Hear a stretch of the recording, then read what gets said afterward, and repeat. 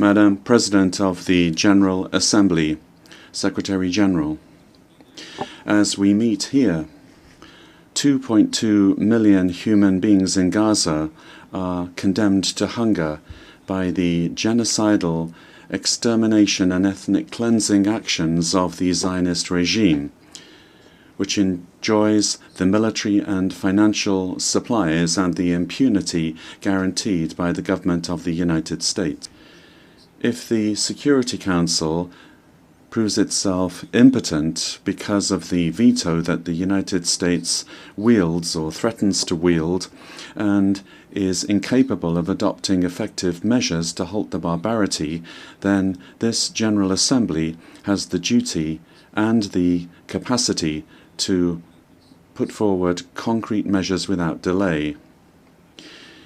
We must reject the threatening proposal of a new doctrine that they call peace through strength, which is equivalent to imposing the arbitrary will of US imperialism on everyone through threat, coercion, and aggression. This is a doctrine conceived to satisfy the ambitions of a unipolar power already in decline, which, by the way, serves the interests of big transnational corporations at the cost of sovereign nations and their peoples. A few transnationals, almost all of them from the US, impose their operating systems and control the content that is seen, read, and heard, manipulating human behavior. We are suffering from the dictatorship of the algorithm. The current Secretary of State of the United States is the reincarnation of that macabre figure. Madam President, Cuba is a country that is a victim of terrorism. And for decades we have been subject to state terrorism from the US. For years, and still today, terrorist acts against our country are organized and financed from US territory. And these people live here in total impunity, and they are recognized as perpetrators of horrendous acts of aggression against the Cuban people, causing thousands of deaths, mutilations, and significant material damage. Added to that, we have a third cause of the current wars, which is more immediate. That is the obsessive zeal of the new Trump administration to give the United States back its position as a hegemonic power at the cost of the liberal system, free trade, globalization, and to cause pain and death. Why? For what? To take ownership over natural resources, to take control over commodities for the benefit of an imperialist system, and to subordinate the majority of countries for their insatiable thirst for privilege and wealth, and to try to maintain a unipolar order at any cost. The recent publication of the US Strategic Defense Policy sets out a deployment of its troops around the world to in its areas of influence, Canada, Central and South America, among others. The recent history with our neighbours has made us realise this is nothing else but a new way of implementing Monroeism, which was a doctrine which said that America is for the North Americans, generating conditions for a new era of neocolonialism. We are seeing a bellicose potential which would even go so far as to use missiles, submarines, helicopters, using the pretext that this maritime space is being used against the national security of the United States. Through the illegal introduction of cocaine through illegal gangs belonging to drug cartels. Beyond violations of international law, this provocative action of imperialism has two intentions.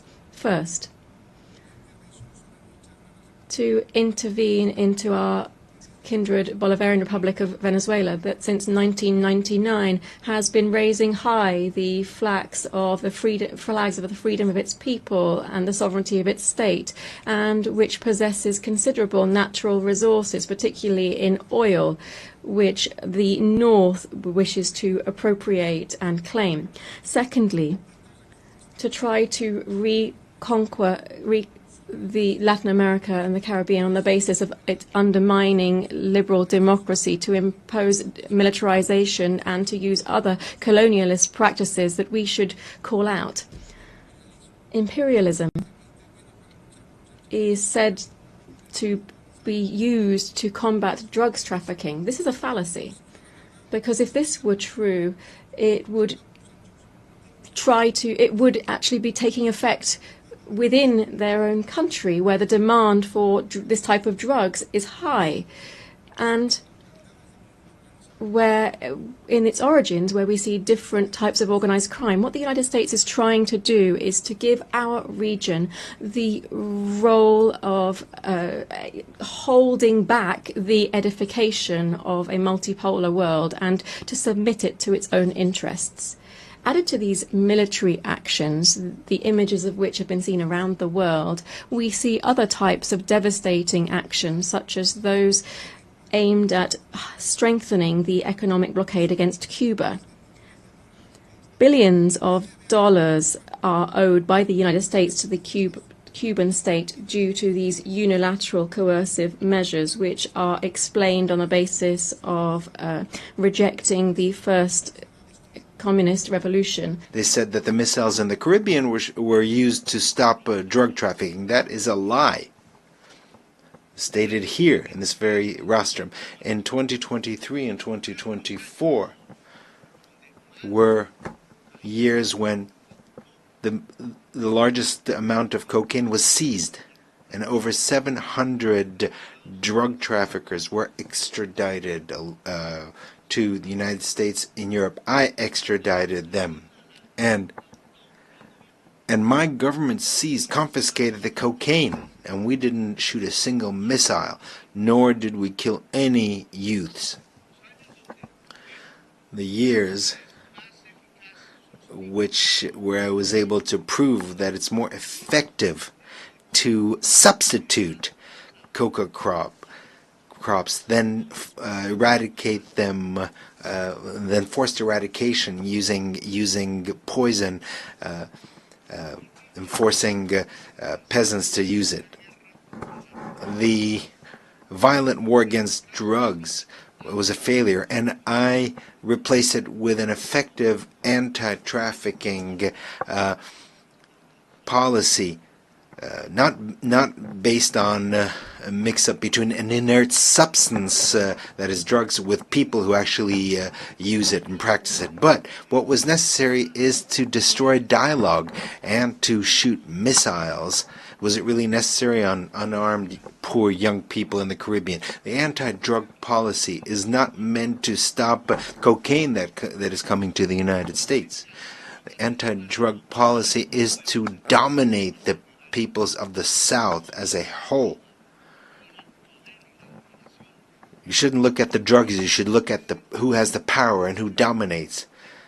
This is why I speak to you as a decertified president. I've been decertified by President Trump, without him having any right to do this, a human right or divine right or any sensible reason. They want to force by violence tens of thousands of peasants to do what the U.S. government wants to do, which are influenced by mafia groups in Colombia.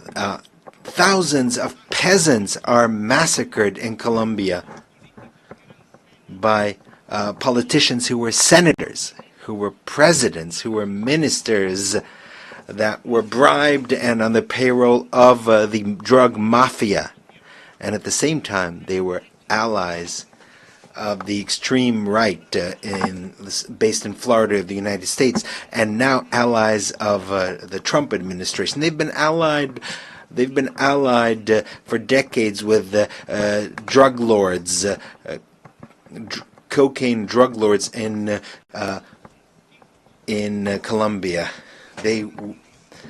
They were allies, and so they led this anti-drug policy from Washington. I don't know if Trump even knows that his foreign policy towards Colombia, Venezuela, and towards the Caribbean is based on advice from Colombians who are allies of the cocaine mafia. I myself denounced these politicians, including the paramilitaries, drug traffickers, naming them by their names in the Congress of Colombia when I was senator, and many times they wanted to kill me because of that. And they did not want me to become president. They wanted me to shut up. And now they don't want another progressive government. The young people that were killed using missiles in the Caribbean were not from Hamas. They were not from other terrorist groups. They were poor Colombians. And with apologies to those who dominate the United Nations, there should be criminal cases against those officials of the United States for doing this, including the utmost official, President Trump. The President of the United States does not know that 1 million Latin Americans have died. The largest share of them from Colombia. And another 1 million will die in North America in 10 years because of fentanyl. Cocaine killed 3,000 people a year today. Fentanyl kills 130 per year, 30 times more. That is the outcome of 30 years by the United States of a policy that is absurd and that is leading its society to the horrific death due to drugs that kill the brain.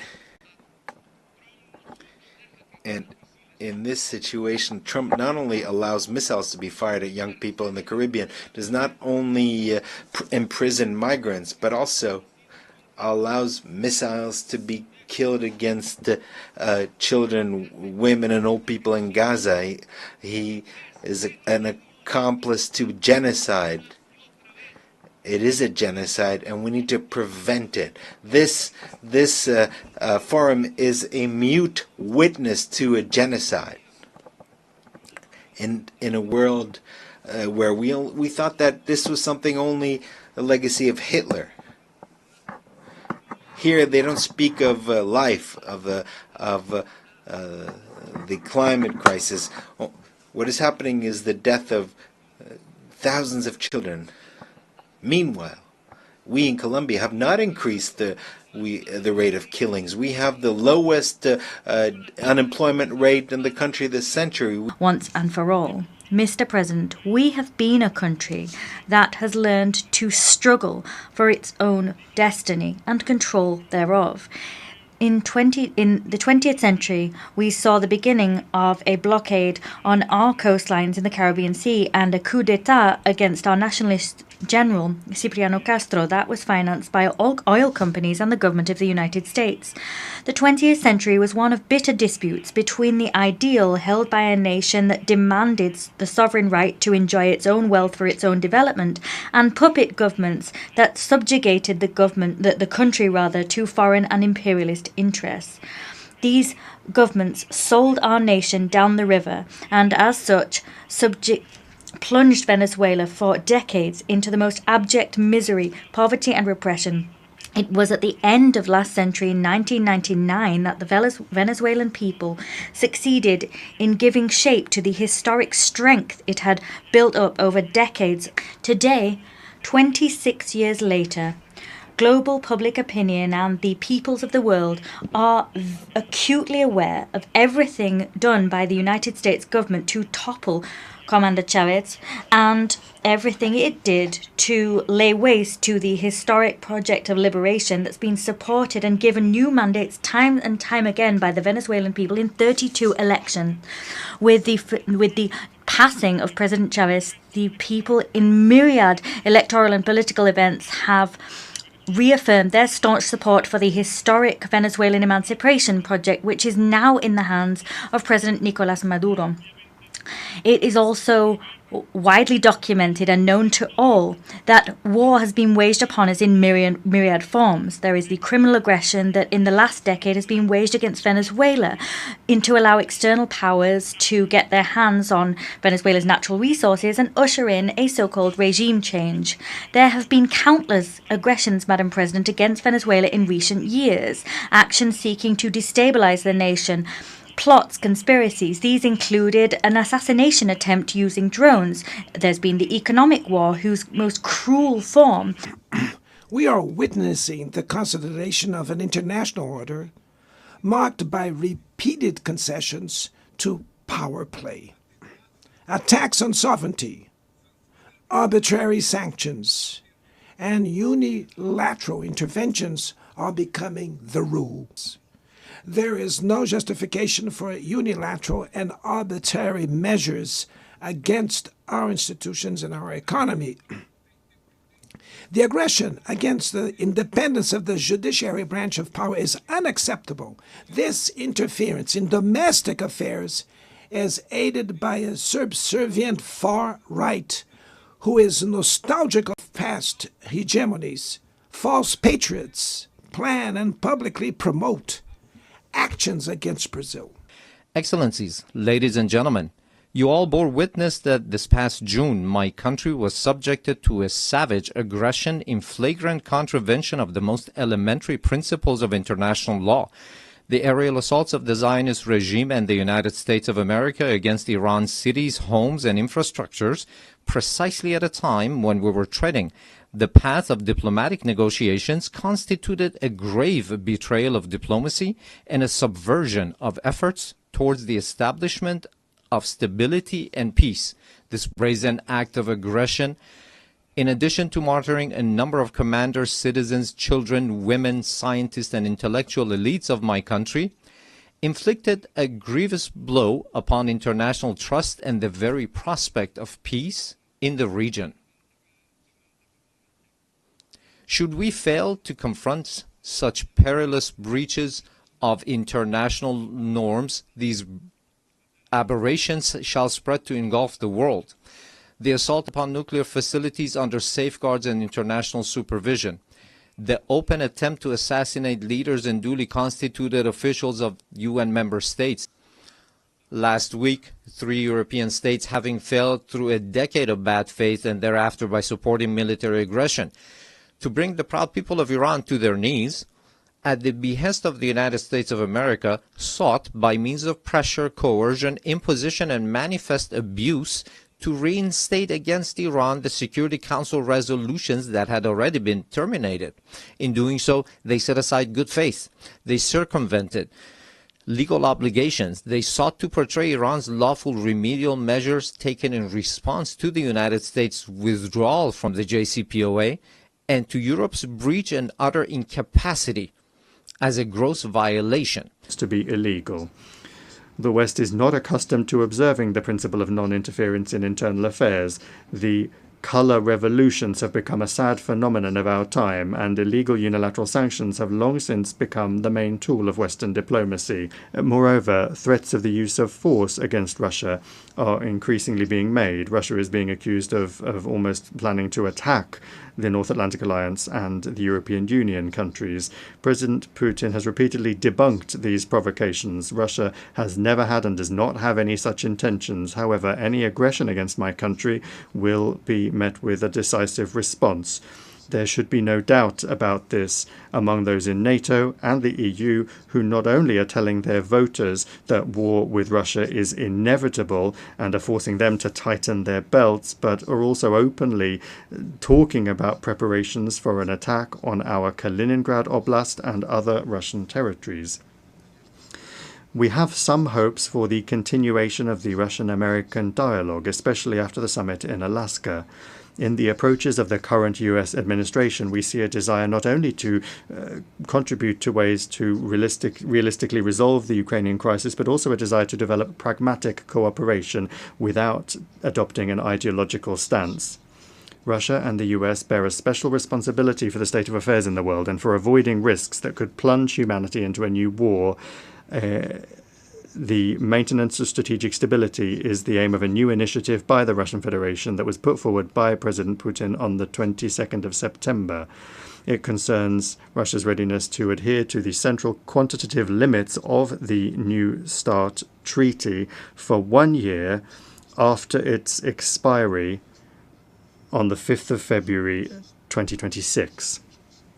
This is upon the condition that the United States acts similarly and does not take steps that would violate the existing balance of deterrence capabilities.